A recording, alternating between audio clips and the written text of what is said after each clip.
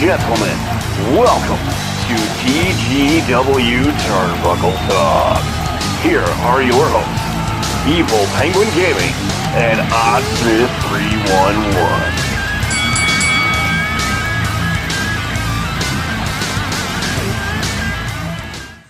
OddSmith311. Ladies and gentlemen, welcome to TGW Turnbuckle Talk Episode 8. I am EvilPenguinGaming. And I am OddSmith311. How's it going, man? Not too shabby. Just waking up from a fine winter's nap. Or fall, whatever. Shaking the fine cobwebs. fall's nap. Fine fall's nap. How's it going on your end? Well, I mean, you know. You know. Yeah, I know. Yeah, so about as good as it can go, I guess. Yeah. Right. So we have a pretty fun topic today, I think. We are coming off the heels of WWE Evolution, and we wanted to discuss our thoughts on women in wrestling that we have been exposed to throughout our 30-plus years. So, I mean, first and foremost, give me your favorite female superstar of all time. Of all time? Yeah. See, that's a good question, because I think what makes this topic so interesting is that more than maybe anything else, and we've seen this business change very drastically in a lot of ways. But I think more than anything, the women's wrestling has changed the most, to the point where, like, I would almost have to pick somebody from the current roster. I mean, there's not too many people going back. Lita, for her time, was, to me, like one. I mean, she could get in there and mix it up with the guy. Chyna, I mean, not one of my favorites as a character personally, but you can't help but admire her, ability to beat the crap out of people. Oh yeah, her in-ring work was always top-notch. I mean, it's. I guess if I had to pick somebody, I would have to say like a Lunder Blaze / Medusa. Just because she was such a she was such like a stalwart through all that, up until, I don't know. I mean, because even Trish and Lita were kind of like anomalies in their time and place. They were wrestlers, and they became good wrestlers, but they weren't there to wrestle initially. I think that. I don't know as much about Lita. I don't know if she was like already doing stuff in the indie scene or not. But I know when Stratus came in, she had no experience whatsoever. Right. Well, before we get into mine, we have, as always, a little bit of promotion to take care of. So we will be right back. Join me, OddSmith311, and the rest of the BTV crew every Thursday night, starting around 9 o'clock, for Insomniac Hours. I'll be playing some of my favorite games, from Super Nintendo to Wii, PC to Xbox One. We'll be all over the place. It's what we like to do. We stay up late, we play games. You can follow us on Twitter, BananaROMa_TV, for updates, and interact with us during the show. Be there or be square. Don't be square. Join us every Friday evening as Felix and Loom. And whoever else I can convince to come play games with me. Usually, hopefully me, OddSmith311. Oh, someone will be there with me. We'll be doing multiplayer gaming this season. Something we're going to try. Yes, every Friday night. We're going to be playing various games with our friends. And it probably will vary greatly depending on what games everyone has and what we want to play. So, it should be an interesting potluck of gaming. So yeah, stop on by, and let's all game together and do what we do best. And if you don't want to play and you just want to lurk in the chat room, well, that's fine too. You can find us on Discord as well. Yep, so the main place for that is twitch.tv/BananaROMa. Thanks for listening. Join me, Evil Penguin Gaming, every Wednesday this season at 1 p.m. for Retro First Timer. I'll be playing games, old games that I've never played before, like Zelda, Star Fox, Mega Man. You never know what's going to pop up. That's every Wednesday at 1 p.m. for Retro First Timer with Evil Penguin Gaming.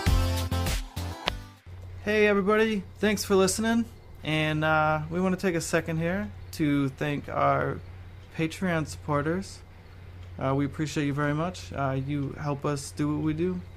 All the donations, all that money stacks up, and it helps us afford some really good things for the channel and the station that we normally couldn't. And all that money goes right back into the channel. We appreciate everything everybody's done for us, and we just want to continue to make the best entertainment we can and do what we enjoy doing, playing video games, interacting with everybody, and trying to make as much original content as we can. So stop on by. We have all kinds of perks that you can be part of. We got perks. We're gonna give you shout outs. We'll put your names on our videos. It's a way to help out and support if you're not sure how, and you like what we do. It's patreon.com/BananaROMa TV. Once again, we'd like to thank everybody who's supported us and everybody who's donated and continues to help us grow. Thank you. And we are back. Yes. Let's see here. Now, there's so many different aspects to think of when you think about a favorite superstar. You have to think of in-ring work. You have to think of character. You have to think of longevity. And see, that's the problem. Is that I always want to go back to Trish and Lita because of their in-ring work. But like you said, neither one of them were meant to be wrestlers right out of the gate. No, I want to say, wasn't even didn't Gail Kim come through WWE around that same time? Yeah, she did. Later And on? if you want to talk about in-ring work, Gail Kim is absolutely top-notch. She was. The only reason I didn't name her is because I wasn't as familiar with her. But I remember, yeah, she came in and worked with Blaze, right? Didn't her? Or am I thinking WCW? I don't think Gail Kim worked with Blaze. I could be wrong. I know one person that did a lot of work with Blaze back in I would say the mid-90s was Bull Nakano. Yeah. She was scary too, man. Yeah, she was. That's what I loved at Evolution. Did you notice Beth Phoenix's shirt? No, I didn't even know. What did it say? Yeah, she had a Bull Nakano shirt on. No, I didn't know. I have to go back and look at that. Yeah, her T-shirt under her jacket was Bull Nakano. I think she was a pretty big superstar, right? At least in Japan. I mean. Yeah. And speaking of Beth Phoenix, that's another one. When you talk about in-ring work, Beth Phoenix was amazing. The glam is She's so. I would put Beth Phoenix probably right up there with my favorite female superstars of all time. At least as far as in work. As far as character, without question, Sherry Martel. Oh yeah. She's another one that wasn't. Well, I don't know. She was she wrestled, right? Before she became a manager. She was a wrestler for a long time before she became a manager. Yeah, because I remember hearing stories about her early on dealing with Moolah. I guess She's when she first started. She was on at least one of the first few WrestleManias in a match. I want to say it was against Moolah. I tell you, man, she's one that I wish could have been around. I mean, today, she could.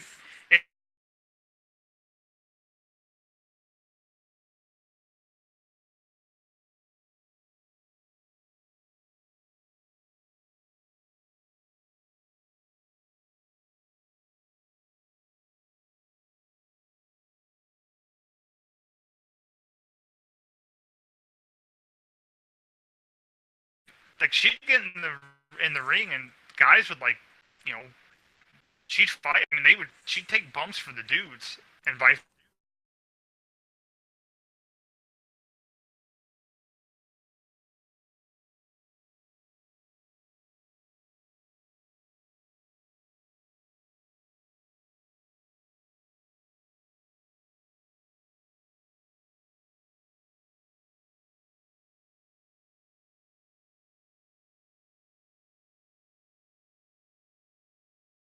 Now, and I'm going to come back to something about especially those two women. Miss Elizabeth. Oh yeah, dude.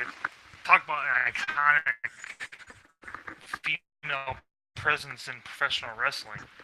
I mean, she was another one right up until the day she died. She was, well, maybe not right up until the day she died, but right up until the end of her career, she was relevant. I mean, she was always involved in what was going on.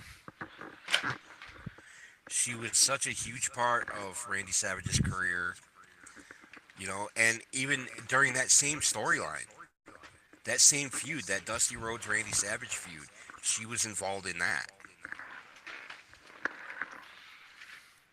And then, you know, you had her over in the NWO when Savage went over there with WCW. Dude, when I was watching wrestling, you know, I was like 7th, 8th grade during that time. Elizabeth was like the fucking, oh my god, dude. I mean, to say I had a crush on her would be complete understatement. Like, she is fine as a motherfucker. I mean, she was always pretty, you know what I mean? Like, a beautiful woman or whatever. But when she went over there, she actually kind of started, like, I don't know, she didn't act like a slut, but, like, she was just dressing a little more provocatively. And it was like, oh my god. Yeah, because I don't think she never, besides maybe, I know she got smacked one time by Sherry. I think you're right, yeah. I think Honky Tonk Man either hit her or pushed her or something one time. But other than that, she didn't really ever, she was just more of a outside presence. But man, it's hard to argue that she didn't.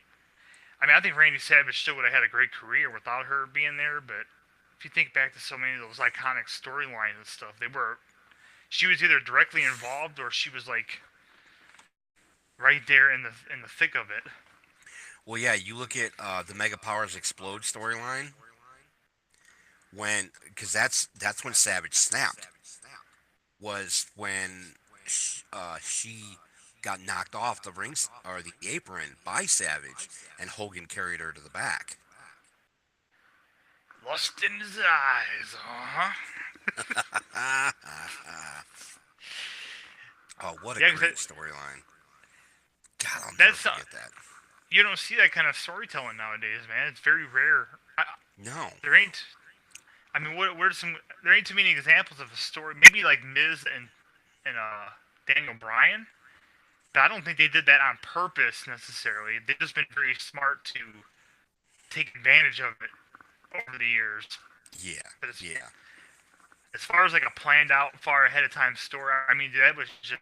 And if you listen to the podcast where they go through and really break that down, there's so many little subtle things that were going on that nobody else was clued in on, that made that story build up.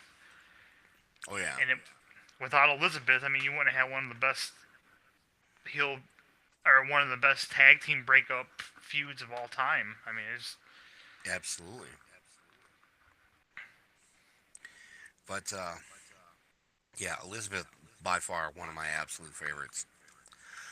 Now speaking about coming back to Sherry and Elizabeth, one thing that really bothered me about Evolution is the fact that there was not an in memoriam segment for people like Sherry Martel and Miss Elizabeth and Chyna and Luna Vachon, and as controversial as it is, Moolah. They did plenty for Mae Young with the Mae Young Classic, but those 5 women were all such integral parts of women in wrestling over the past 50 years. I think it's an extremely big missed opportunity for them not to have done that. Didn't they do something for China? Like at least like a clip package or something? She was in. They had like a less than a second clip of her in the clip package for the Mae Young Classic. Okay. That was all it was. No, you're right, man. That would have been the perfect time to do that. I mean, like, there's so many women who did. It's so cool to see Lita and Trish, and there's a lot of those guys. Molly Holly, Ivory.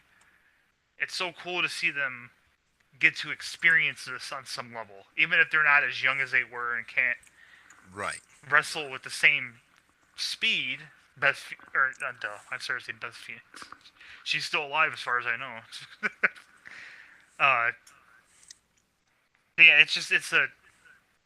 Yeah, you're right. It's a missed opportunity. And that's weird for WWE, because that seems like something they would be all about. Right. Yeah. The other thing that bothered me about it, I don't know how you felt about it, but the sheer lack of set dressing, because it was a house show set. It straight up was a house show set. No LED board on the ring, no LED ring post, no LED ramp. The barricades were all the old bike rack barricades. The stage was really small. It made it feel like it was a last minute thing. And they've been building this show for 4 months. There's no excuse for that. No, and especially for this being the first one.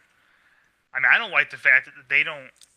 Their pay-per-view sets in general are compared to how I understand the cost-saving measure element. I think they're bland compared to what they used to be to begin with, because they used to have different sets for every pay-per-view used to be a custom set.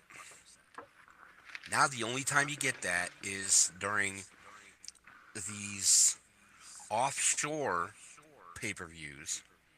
Mm-hmm. You know, like Crown Jewel coming up this Friday, which I will not get into. Yeah, that's a weird. And WrestleMania. WrestleMania is the only time you get Pyro. Well, they had Pyro with Super Showdown, but I know what you mean, though. They're doing so much to save money, and it makes you think, why do they need to do that? Yeah, I mean, who knows? It could be. Maybe there's more going on than meets the eye. Maybe it's just an overall business. Right. I don't know. I guess it's. I know what you're saying, man. Though it's. On one hand, it's so cool that they. This is such an important thing to begin with, but you're right. I mean, it could have been a little more. I mean, the show. I don't know. The women made the show. The matches made the show good to me, but it didn't have. Like you said, for being the first of its kind and for what it was, it could have been a little more extravagant. And we know WWE. The pomp and circumstance was not there. No. And it really makes that. I know we don't talk too much about the idea of Crown Jewel, but there is that thing going on, right aside with it, where people are saying, well, the only reason they're doing Evolution, which I don't necessarily know that matters. Understand that they're not doing themselves any favor. You watch the show and it's like, yeah, it's such lacking and such. I don't know, man. One last thought on Crown Jewel. Props to John Cena for sticking to his guns and not participating in the show. Is Daniel Bryan still going? As far as I know, he's still going, but I'm waiting to see what happens on SmackDown tonight. Yes, we're recording this on Tuesday to go up later today. Yes, we've had some technical difficulties and health-related issues this weekend. It was a pretty ugly, Yeah, it pretty is. ugly weekend. It's 12:55 p.m. right now, and this has to be uploaded by 10. So Yeah, and I have to be back to work at 2, so that tells you what kind of schedule we're yeah, that's we're what working we're with. dealing with. It was, So I want to talk about, um, you know, women throughout the ages, and there's some parts of this you would know more about than I would. But you know, when you look back at the 80s, when you had Sherry Martel, you had Rockin' Robin, you had Wendy Richter, you had the Jumpin' Bomb Angels, back when there were women's tag team titles.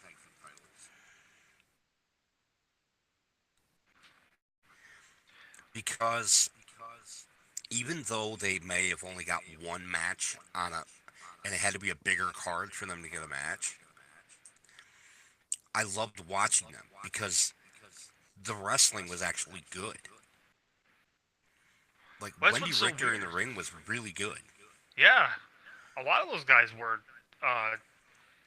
That's what's so weird about it is that it's not like there was never like a precedent for women wrestling before like the 90s. You know, before all the divas stuff started taking more prominence. It's just that it was never really, at least in America anyway, it was never really given the. It's just due. Yeah, it was the argument. Well, people don't want to see it. It's like, well, is it they don't want to see it, or is it you're not showing enough of it then for them to be interested in it? And that is the argument. Cause and like I said, it had to be a big card for them to get time. And that's the thing. You weren't giving us enough of the product to get us more interested in it. But when we can, with the advent of the network and we can look back on all of it, it really makes you wonder why.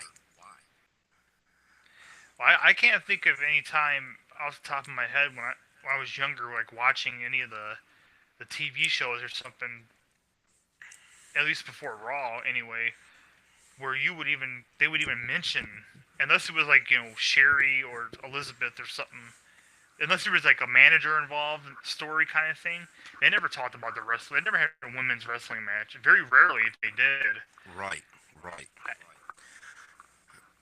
Because then you want to think about when you get into the 90s, when Alundra Blaze, aka Medusa, started working for the WWF. She became the first women's champion in I don't know how many years, but I know it was a few. Because they had done away with the title because they thought nobody wanted to see it. Oh, well, they were wrong. Yeah, they were indeed wrong. And now I'll be completely honest. I can't remember a lot of names from that era. I remember Bull Nakano, Faye. There's not too many. How about Asla Kong? Is that how you say it? Aja, good shout, Aja Kong. She's a cool chick too, man. She's crazy. She's she's a big girl. I mean, it makes me think of Bull Nakano. That's what made me think of that. It seemed like there was another woman, like in maybe WCW or something. It was like maybe it is Bull Nakano I'm thinking of. It seemed like there was another one that was just like this monster of a human being. Like I used to think, like how could, almost like Nia Jax in a sense, like where she's so much like just taller and just overall just more massive than the other women. You'd be like, man, how they gonna deal with her? And they would. I'm sure there was one, but I can't think of it off the top of my head. I got a few links loading up here that because I want to see who I can remember. Oh, let's go. Yeah, because for years and years, Medusa / Alundra Blaze was like the only real straight up. She was the biggest name. Yeah, it's because she was treated like a wrestler. I mean, at least in comparison to the other women. It wasn't like she was a valet that was getting in the ring. She was like a wrestler. She's a woman's wrestler. You know, like she became almost like this weird. I hate to say novelty act, but that's what they treated it like. Once again, You're not in wrong, America. man.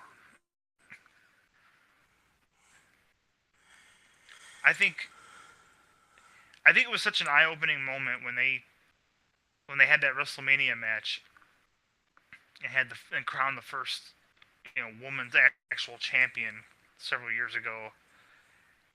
Because I just don't know. Maybe people just didn't. I don't know if I realized how good the women were even now. And when they really got a chance to go out there and so used to the diva thing. I mean, Right. Even the one, because I think most of them nowadays are so many light years beyond like Alita and Trish Stratus, and it's not their fault. It's just they were able to come up as wrestlers, whereas the other ones, were valet. And once again, we said valet turned wrestler. So Right. it's a shame because I'm racking my brain and I just cannot think of too many other besides Gail Kim, Medusa. I don't even know if Aja Kong. She was later. Yeah, she might have been a little later, but Luna Vachon. Luna Vachon was. I mean, you talk about a character. Holy God. She was nuts, dude. Yeah, she was. Is the one you were thinking of, was that Nicole Bass? No. No, I think I'm thinking of Bull Nakano. I think that's who I'm thinking of.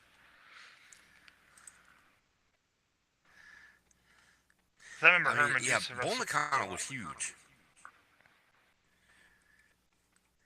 She was amazing, though. She was great. She was a ton of fun to watch. But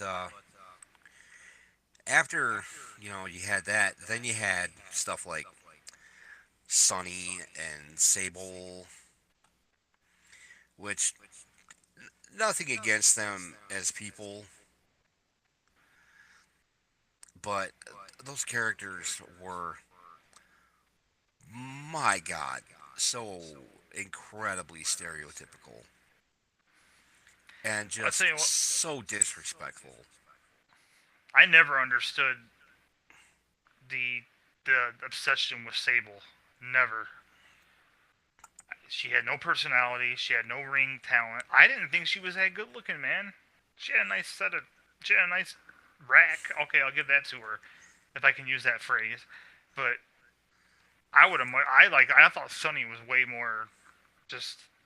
Sunny had personality. I mean, she may not have been a wrestler, but she at least understood what was happening. She had experience, in the wrestling business before she came to WWE. Where Sable was like put in there, really kind of against. I don't want to say against her will because obviously they couldn't make her, but her, they kind of put her in an untenable position. Where she's like, she didn't even want to be a wrestler, and she's in there wrestling for the women's title, and. I mean, I can't imagine what it's been like for women sitting back all those years and seeing stuff like that going, man, there's real talent out here. Why aren't they, Yeah, I agree. Now, when you want to get later, that's when you started having, when the Attitude Era came around, you started to have people like Lita and like Trish, who, again, weren't wrestlers to begin with, but ended up becoming absolutely amazing. But you also had people like Jackie Moore,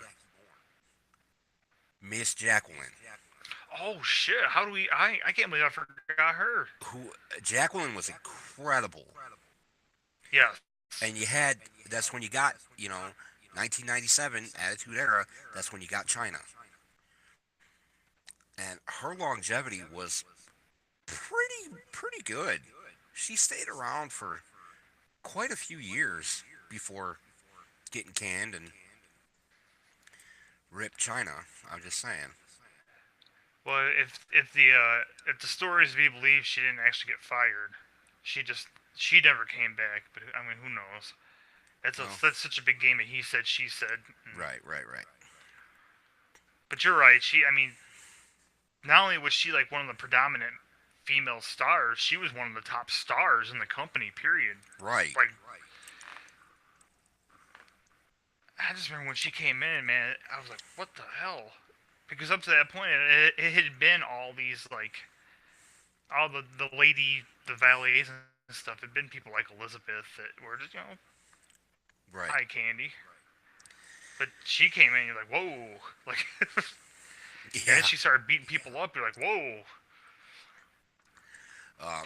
Now, I mean, and I may be like bouncing all over the place, but I'm kind of going with things that I can think of and remember. So if anybody wants to come at me for it, whatever. Come at me, bro. But what did you think of Tori Wilson in the ring? I thought she was okay. I never thought. I kind of looked at her kind of like Molly Holly. Like, I thought that they both got pretty good. I mean, Tori I didn't follow as much. I always thought Molly was pretty decent. Right. I liked watching Molly in the ring. The Molly go round. Her What about Mickey best James? character. Oh, we'll get to Mickey James. Okay. But yeah, Molly's best character was Mighty Molly with the hurricane. Yeah. I absolutely loved that. But you had, if you want to get into that era, that's when we're starting to talk about people like Michelle McCool, who was great in the ring. Victoria, who's phenomenal in the ring. Yeah, I forgot about her too. Wow. I like watching her even to this day because she's still around somewhere. I'm kind of bummed that she wasn't at the show. Yeah, you would have thought that she'd be another one that would have been. Or maybe they tried getting her on there. It's possible. I don't want to like get in trouble for bringing her name up because she's all sorts of all over Twitter and she was very vocal about Evolution. Was Jazz? You remember Jazz? Vaguely. What was she that's- saying? You'd have to look it up. I don't want to get into it. I don't want to put it out there. I don't want to give it any publicity, quite honestly. Oh, okay. Yeah, I didn't see any of it. Yeah, it's pretty ridiculous. But you talk about and Gail Kim in that same era. That era of women's wrestling, although, I mean, on the same token, you had like Stacy Keibler, you had Ken.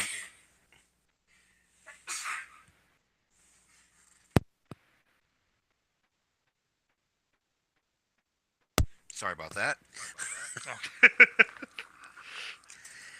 You had Candice Michelle. People who, yes, got in the ring at points. Yes, I believe were champions at points. But, I mean, neither one of them belonged in the ring.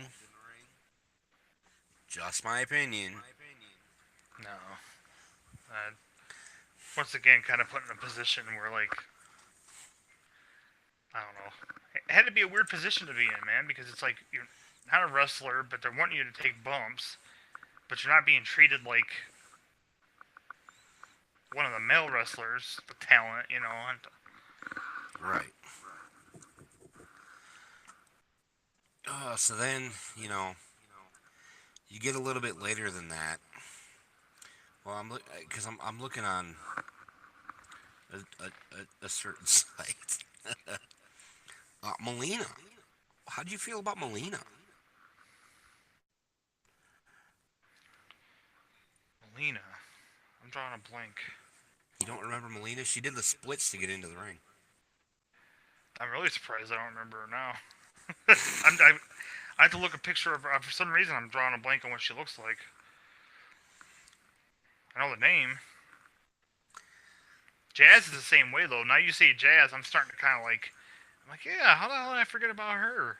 Yeah. Maybe I was thinking of Jacqueline, though. I don't know. Well, I mean, they're both pretty ripped, so... They were both ripped. They were both tough as hell. Right. I'm looking at an article about Divas Championship and title unification. It's bringing up a lot of interesting names. It's bringing up Maurice, who, Yeah. Jackie Gata. Do you remember Jackie Gata? No. I would remember that name. I think it's interesting. Here, let's see if I can.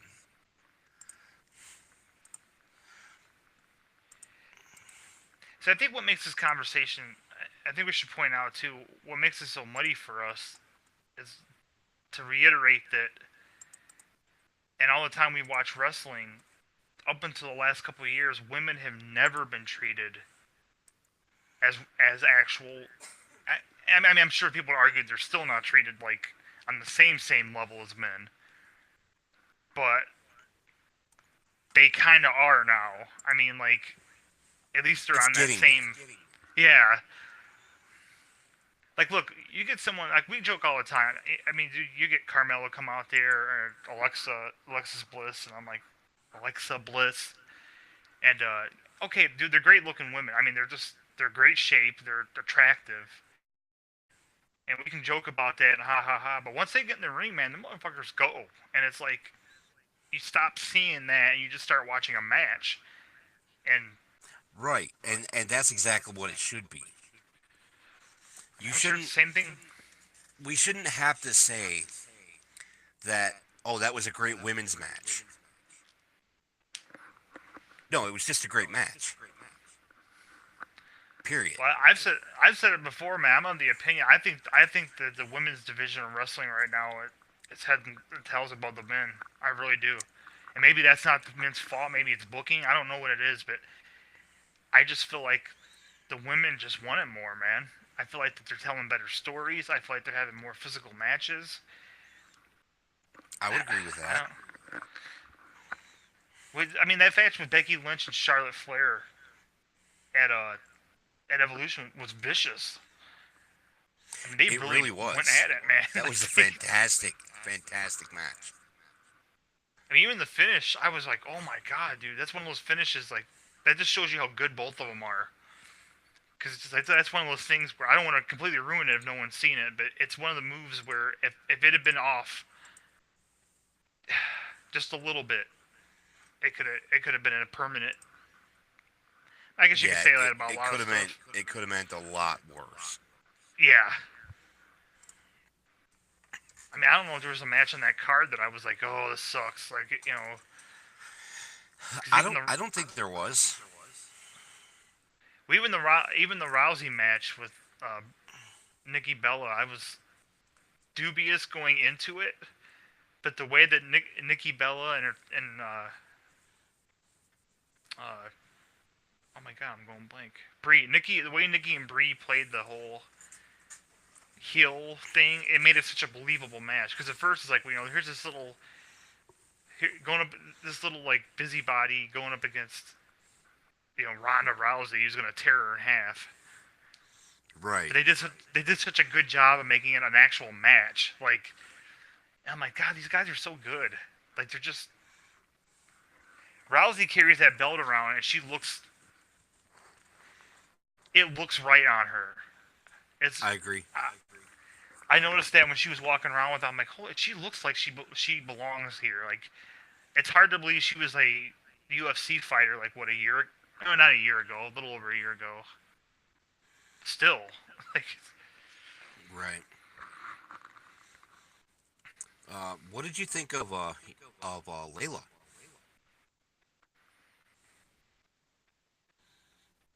She was another one that I didn't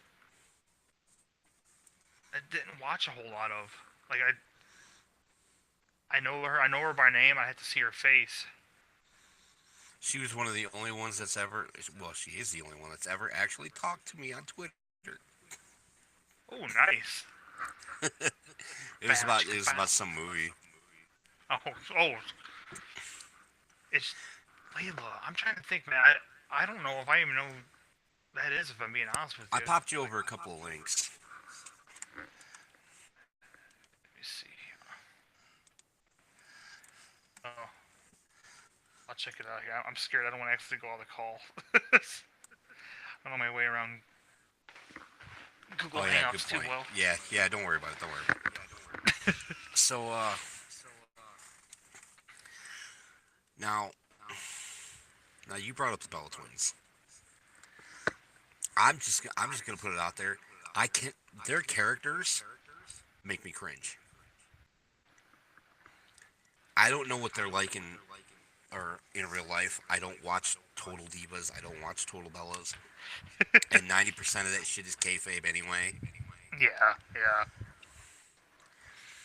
So I'm just gonna leave it at the point where I can do without seeing, and it's more Nikki than it is Brie. It always has been. I can deal with Brie on my television. I have no use for Nikki Bella's character. I'm just gonna leave it at that. Well, they're part of a weird They're part of that weird subset of women that came right before like this generation. Where I think Maurice, was part of that too. Right, and that's what I'm up to on this page that I'm looking at, because you have names like AJ Lee and Caitlyn and Eve Torres and Paige. Those are some good. Those are some good names. I didn't even think of AJ Lee. Wasn't she one of the longest reigning champions for a while? Yeah. All so good in the ring. AJ Yes. Lee, I mean, her name is kind of tarnished because of who she married, which sucks because I loved watching her in the ring. Me too. But Paige also, I loved watching Paige in the ring because she's just good. Caitlyn, I loved watching her in the ring. She was back at this year's Mae Young Classic. She's just so good in the ring. Those are some names that I actually miss right now. Well, I'll tell you the name that was in the ring for the Battle Royal. This is another one that, until I seen her, I couldn't remember who she was. Was that Maria Kanellis? Oh, yeah. I was like, oh, her. Okay. She's another one that wasn't really like... I don't know. Well, it's just so hard. The problem with her is she played a ditzy character. Yeah. That's it. That's exactly it. It's just so hard. Although, I'll tell you, there was one segment. It was a court segment where Vince was getting ready to fire Eric Bischoff, and they had Maria take the stand, and she sounded so incredibly intelligent. You have to find it. I mean, she sounded like a lawyer. Shit, she might have been, for all we know. She sounded so intelligent, using big words, and then it was just like...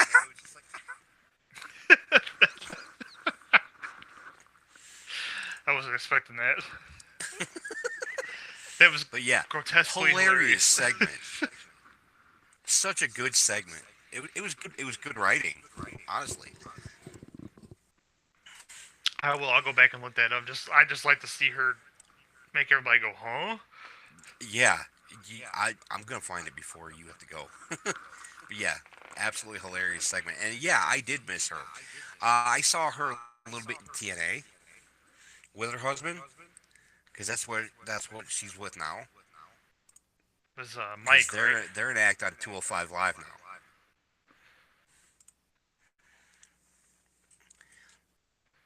But we're getting up to where we're in the current, the quote Divas Revolution or Women's Revolution that should have never had to be. Well, I'm glad you brought up a list of people from from the time before, because I feel bad, but I really once you get past what? You shouldn't feel bad. It's the company that should feel bad because they were not promoted to us enough that we are able to remember them. No, you're right.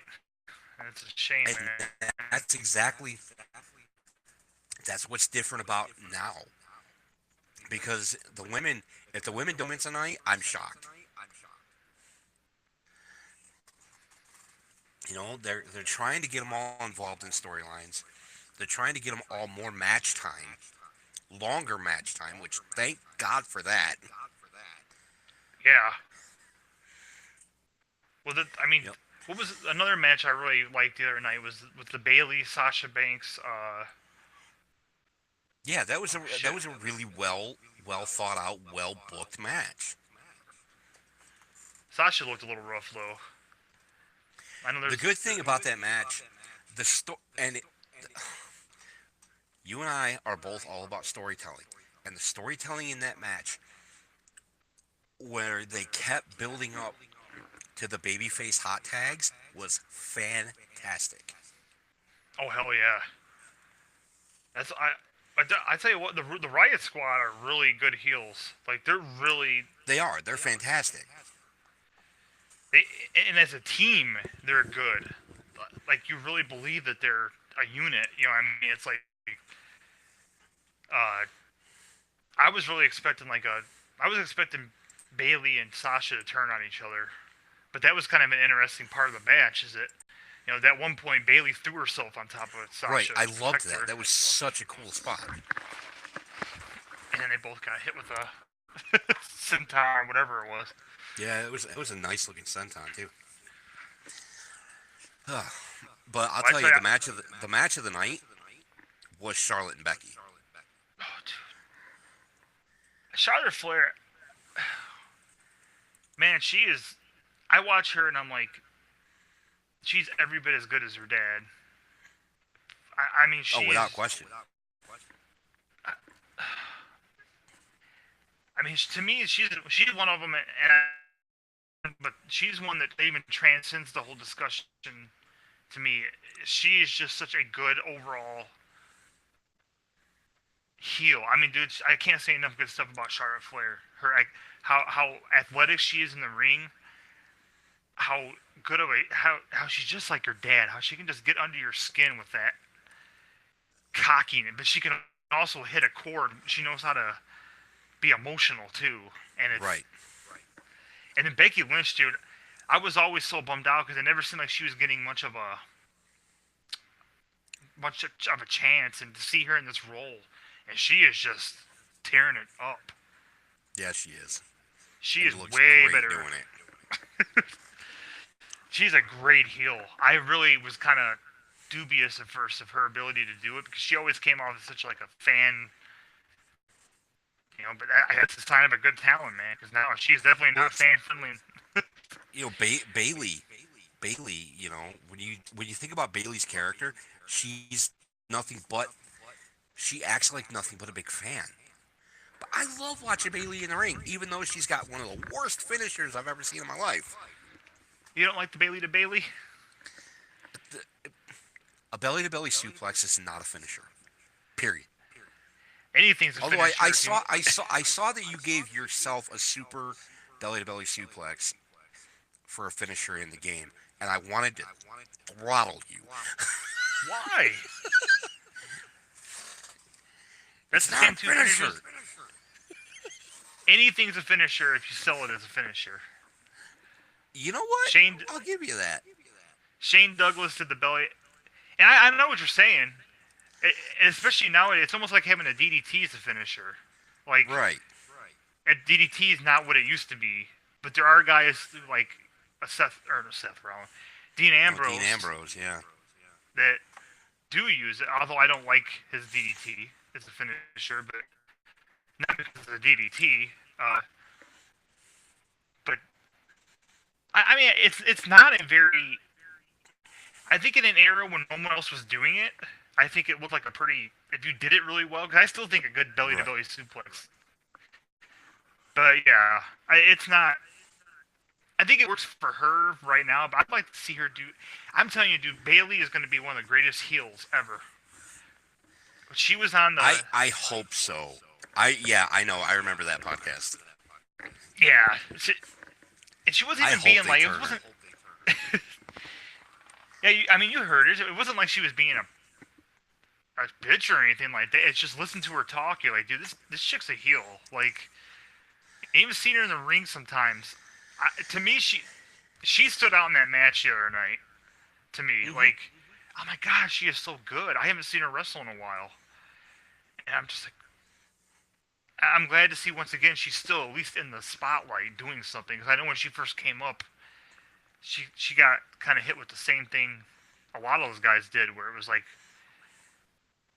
either her character wasn't translating or they weren't booking it to translate. I don't know, however you want to debate it. It seemed like she kind of floundered a little bit at first. Most people do when they get called up to the main roster. It's kind of ridiculous. The only reason Sasha, Becky, and Charlotte didn't is because they had a storyline for them right away. Mm-hmm. You know, look at Ember Moon right now. Ember Moon's floundering. Asuka was hot for a long time, winning the Royal Rumble, and now look at her. Yeah. I thought she was gone. I had heard a rumor a while back that she was leaving WWE, and I believed it because it was. I'm like, well, I mean, why wouldn't she at this point? Like, and it's sad because she is so good. Oh yeah. Oh yeah. Well, some people debate that her hype got to be bigger than her actual. Like, she couldn't possibly live up to the hype. I'm like, I can see that because they really did have her as this almost like unstoppable, I don't know, Terminator type character. Oh yeah, I know what you mean. It's almost like the glacier effect. Ah, God. We're not going into that again.